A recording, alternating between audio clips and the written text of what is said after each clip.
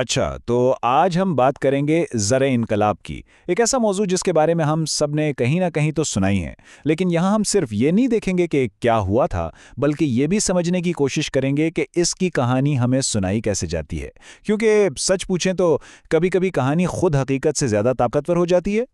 چلیں اس ساری بحث کو شروع کرتے ہیں ایک بہت ہی عام سی چیز سے، ایک چیز برگر۔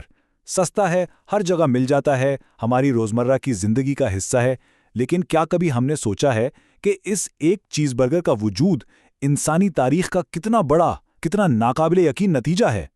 بالکل، اور جان گرین کا یہ کال یہ اس پورے سفر کو ایک جملے میں سمیٹ دیتا ہے۔ سوچیں ذرا، 15,000 سال لگتا تو بہت لمبا عرصہ ہے نا، لیکن پوری انسانی تاریخ کے پیمانے پر دیکھیں تو یہ بس پلک جھپکنے جیسا ہے۔ تو سوال یہ ہے کہ آخر ہوا کیا تھا ان 15,000 سالوں میں؟ تو آج ہم اس کہانی کو کچھ اس طرح سے کھولیں گے۔ پہلے ہم وہ کہانی دیکھیں گے جو ہمیں ہمیشہ سنائی جاتی ہے، پھر ہم دیکھیں گے کہ تصویر اس سے کہیں زیادہ پیچیدہ ہے۔ کیا یہ واقعی ایک انقلاب تھا؟ اور اس لفظ کا ایک اور مطلب بھی ہے، اس پر بھی بات ہوگی۔ اور آخر میں سب سے اہم سوال، یہ سب جاننا ہمارے لیے ضروری کیوں ہے؟ تو آئیے شروع کرتے ہیں اس سب سے جانی پہچانی کہانی سے، وہی کہانی جو ہم سب نے اپنی تاریخ کی کتابوں میں پڑھی ہے، ایک عظیم کامیابی کی داستان کہ کیسے انسان نے جہالت کے اندھیروں سے نکل کر تہذیب کی روشنی کا سفر طے کیا۔ اور ہسٹری چینل کا یہ جملہ اس روایتی سوچ کو بالکل ٹھیک بیان کرتا ہے۔ سیدھی سادھی پر بہت طاقتور بات ہے کہ بس کھیتی باڑی وہ ایک چنگاری تھی جس نے تہذیب کی پوری آگ بھڑکا دی۔ اس کہانی کے مطابق تصویر کچھ یوں بنتی ہے، انسانوں نے شکار چھوڑا، کھیتی باڑی شروع کی اور بس سب کچھ بدل گیا۔ چھوٹے چھوٹے گاؤں بنے، پھر وہ شہر بن گئے اور پھر عظیم سلطنتیں کھڑی ہو گئیں۔ پہلی بار میری زمین تمہاری زمین یعنی پراپرٹی کا خیال آیا۔ معاشرے کو چلانے کے لیے حکومتیں اور نظام بن گئے۔ اور یہ سب کیوں ہوا؟ کیونکہ کہا جاتا ہے کہ شکار کے لیے بڑے جانور ختم ہو رہے تھے، تو یہ ایک مجبوری بھی تھی۔ لیکن کیا یہ کہانی واقعی اتنی ہی سیدھی سادھی ہے؟ کیا زراعت کا آغاز ہر لحاظ سے ایک اپ گریڈ تھا؟ کیونکہ جب ہم ثبوتوں کو دیکھتے ہیں تو ایک بالکل مختلف اور کہیں زیادہ پیچیدہ تصویر سامنے آتی ہے۔ دیکھیں، آثار قدیمہ سے ملنے والے ثبوت کچھ اور ہی کہانی سناتے ہیں، اور یہ کافی حیران کن ہے۔ ایک طرف شکاری تھے جن کی ہڈیاں اور دانت زیادہ صحت مند تھے، وہ کام بھی کم گھنٹے کرتے تھے، مطلب آرٹ اور موسیقی کے لیے زیادہ وقت تھا، اور ان کی خوراک میں بہت ورائٹی تھی۔ دوسری طرف تھے ہمارے ابتدائی کسان جن کی صحت خراب تھی، کام کے گھنٹے زیادہ تھے، اور وہ بس گندم یا چاول جیسی چند فصلوں پر ہی گزارا کرنے پر مجبور تھے۔ تو مطلب اس فیصلے کے فائدے بھی تھے اور بھاری قیمت بھی تھی۔ جان گرین اسے ایک کاسٹ بینیفٹ تجزیے کی طرح دیکھتے ہیں۔ ہاں، فائدہ یہ تھا کہ خوراک پر کنٹرول آ گیا، فوڈ سرپلس پیدا ہوا جس سے شہر بنے اور لوگ دوسرے کام بھی کرنے لگے۔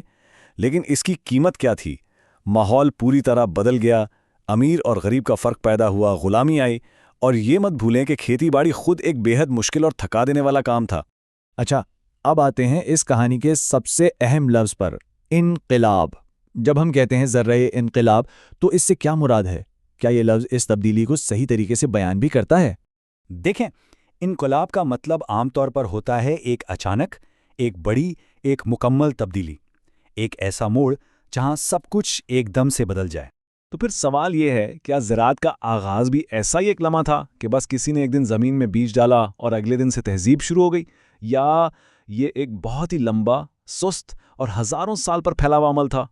13,000 بس ایک نمبر، لیکن یہ نمبر اس پوری بحث کی سمت بدل دیتا ہے۔ کیوں؟ کیونکہ آج سے 13,000 سال پہلے جنوبی یونان میں انسان گھونگوں یعنی سنیلز کو پال رہے تھے۔ جی ہاں، وہ ان کی نسل کشی کر رہے تھے تاکہ وہ سائز میں بڑے اور زیادہ غذائیت والے ہو جائیں۔ تو یہ کوئی ایک دن کا انقلاب تو نہیں تھا، ہے نا؟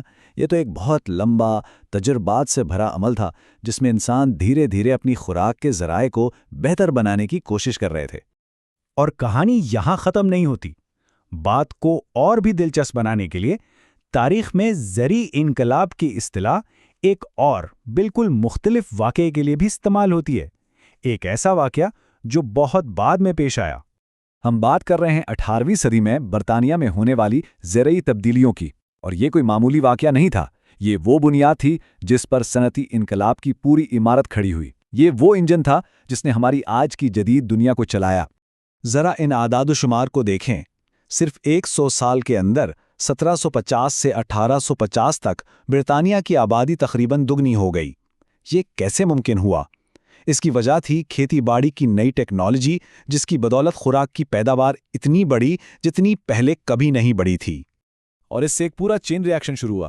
دیکھیں کیسے نئی فصلیں آئیں، خوراک بہت زیادہ ہو گئی، خوراک زیادہ ہوئی تو آبادی بڑھ گئی۔